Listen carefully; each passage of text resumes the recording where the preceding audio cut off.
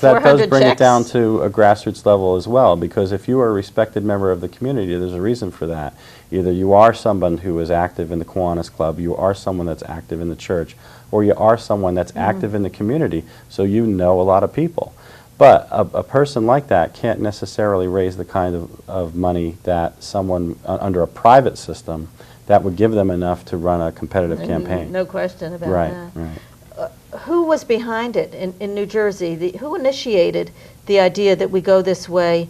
And was there one party or the other that really carried the flag for it? It's really kind of a hard thing to debate because there were different reasons and different people had different rationales, but it's a bipartisan effort.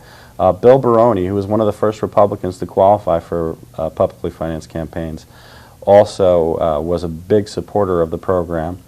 He's a Republican. Speaker Joe Roberts was pushing this very, very hard. Everyone has corruption on their lips when they talk about New Jersey politics, so this was one of the ways that they felt that we could really break the cycle and really bring some great benefits to the legislative process. Bill Baroni being in Bergen County. Actually, I think he's in I'm sorry, Central Jersey. In Central Jersey. Yeah. And is that a district that's half and half, or is that a district? Yeah, that's actually the way they set up the pilot program. Is they took 2 safe districts and 1 competitive district. So what they considered the safe district was the 24th, which is dominated by Republicans, the 37th in Bergen County, which is dominated by Democrats, and the competitive district was the 14th. And that was his district, and he was willing to go on that. Absolutely. Which is, now, everybody's got their own opinions about it. I'm sure there's Democrats that are not really in favor of the system, and I know that there's Republicans that are not in favor of the system. But do you think they would turn it down if it Actually, was no. And in the 24th, it almost seemed like the Republican incumbents thought that they didn't believe in the program, but they felt that they had no choice but to participate. So you get some interesting situations happening with it. How hard is it to raise $810 contributions? There's a lot of door knocking that goes on with these. I mean, Arizona, I like hearing the stories about how they do this in Arizona because it's a lot of house parties, it's a lot of barbecues, it's a lot of situations where bring your neighbors over and meet this great person I know that wants to be your State House representative.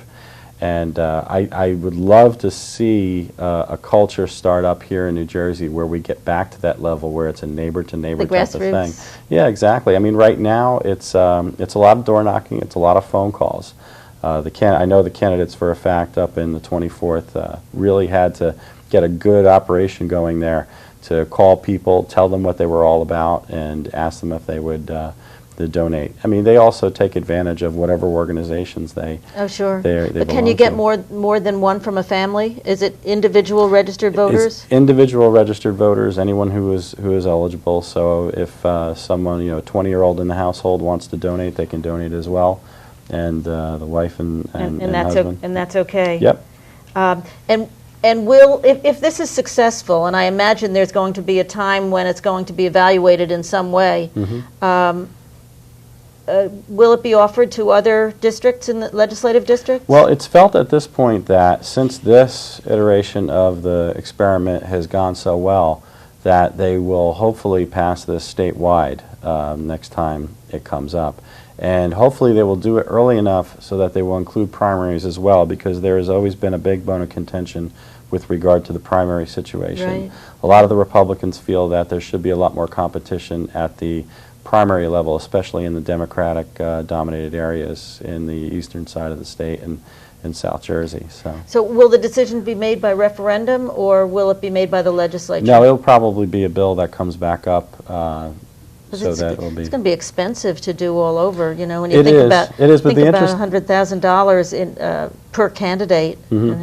But when a group that I'm involved in at the federal level called Americans for Campaign Reform, they have a website that's called Just $6.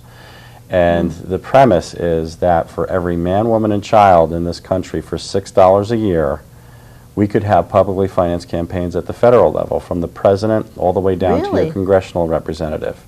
And when you factor in the idea that pork barrel spending costs anywhere from $100 to $200 a person per year out of the federal budget, it's really a no-brainer because your representative doesn't have to listen to the lobbyists anymore. Janet Napolitano said it's the most freeing experience to be able to walk through the State House halls and No, you regard don't, them you as don't just owe advisors. anything to Right. anybody, They which don't- is she nice. doesn't owe anything to anybody.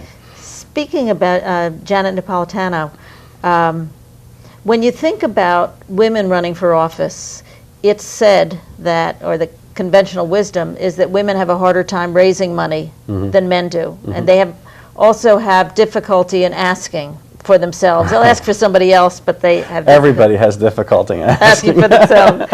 But my question is there any evidence that this is going to be a boon to women candidates? They've already noticed in Arizona that there are a lot more minority and women candidates stepping up for office and getting into the program. The bike shop owner, the coffee shop owner that I mentioned before was actually unseated by a woman candidate. So they do see that there is a lot more diversity happening in the State House right now.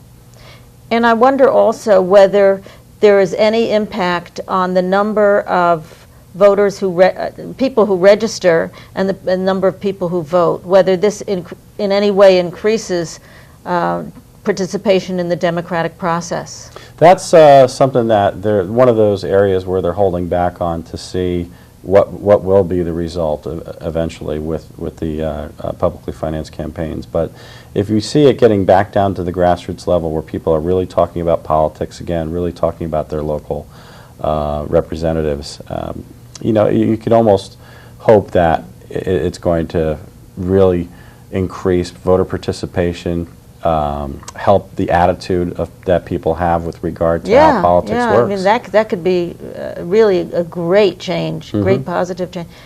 We're almost out of time, but I have to ask you a question. Yeah. You ran for Congress last year. Yes. You have any thoughts about running again? Well, I'm going to do it again, obviously, in 2008, and I'm already in the process of getting my bankroll together. As you know, my incumbent opponent has about $1 million in his war chest, and That's and spending not gonna money, get yeah. that's a spending money. So Right. it is the most daunting task to raise that kind of money. Well, But, good luck to you. I thank you you. so much Thank for you. coming. Thanks for having me. I learned a lot, and I'm sure our audience learned a lot too. And we'll be watching to see how those 3 districts do, and in the hopes that maybe this is the time, the right time for the changes that need to be taking place I hope so. in New Jersey. Thank you so much. We can continue talking if you want.